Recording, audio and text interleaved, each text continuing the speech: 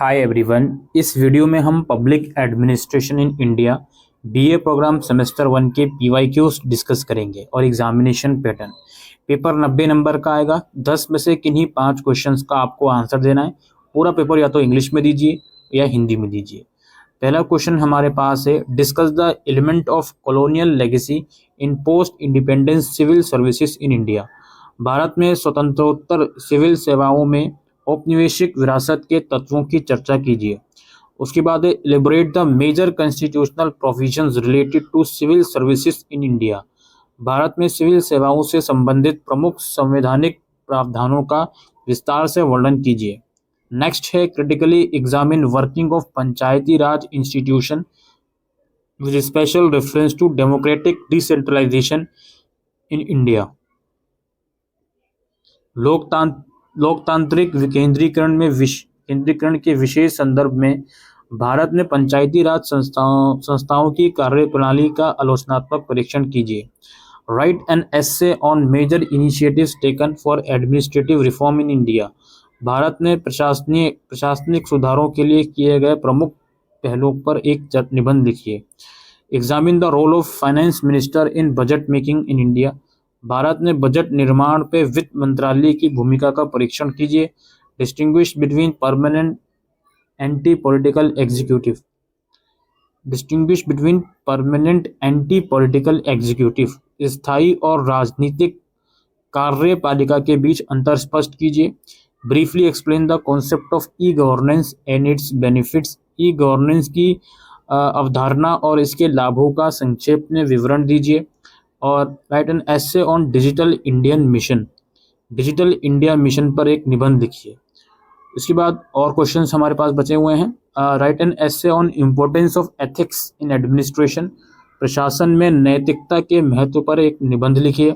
उसके बाद किन्हीं दो पर शॉर्ट नोट है, शिक्षा का अधिकार, कैबिनेट सचिवालय, शून्य आधारित बजट और नेशनल हेल्थ मिशन। इन 4 में से किन्हीं दो पर शॉर्ट नोट लिखने हैं। इसके बाद एक और क्वेश्चन पेपर हमारे पास है। पहला क्वेश्चन है, administrative reform are the lifeline of public administration discuss. प्रशासनिक सुधार लोक प्रशासन की जीवन रेखाएं विवेचना कीजिए। Do you agree that the local governance in rural India has ensured increasing people's participation in the political system elaborate. क्या आप इस बात से सहमत हैं कि ग्रामीण भारत में स्थानीय शासन ने राजनीतिक व्यवस्था में लोगों की बढ़ती भागीदारी सुनिश्चित की है? अपने उत्तर का कारण बताएं। What do you understand by e-governance? Discuss briefly with reference to digital India mission. E governance से आप क्या समझते हैं? डिजिटल इंडिया मिशन के संदर्भ में इसकी चर्चा करें। और इसमें फिर बजटरी प्रोसेस जो होता है इंडिया में, भारत में बजट की प्रक्रिया पर एक निबंध लिखिए। और व्हाट इज डेमोक्रेटिक डिसेंट्रलाइजेशन, लोकतांत्रिक विकेंद्रीकरण क्या है? Discuss the function of local self government in India with reference to 73rd amendment act. 73वें संविधान संशोधन अधिनियम के संदर्भ में स्थानीय स्वशासन की कार्य प्रणाली की चर्चा कीजिए। Examine the role of different actors in the process of budgeting in India. भारत में बजट बनाने की प्रक्रिया में विभिन्न अभिनेताओं की भूमिका की परीक्षा कीजिए। Critically examine the right to education as an instrument of social welfare. सामाजिक कल्याण के साधन के रूप में शिक्षा के अधिकार के आलोचनात्मक परीक्षण कीजिए। और मनरेगा has played a vital role in eradicating unemployment in rural India, explain. ग्रामीण भारत में बेरोजगारी को दूर करने में मनरेगा ने मुख्य भूमिका निभाई है, व्याख्या कीजिए।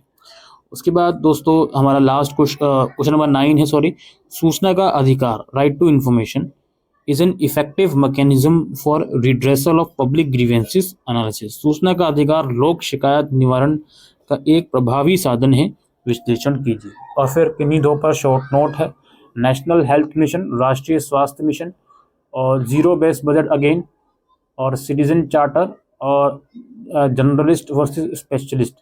ये इस टाइप के क्वेश्चंस आप लोगों को देखने को मिल सकते हैं दोस्तों आप लोगों के एग्जाम्स में, पब्लिक एडमिनिस्ट्रेशन इन इंडिया।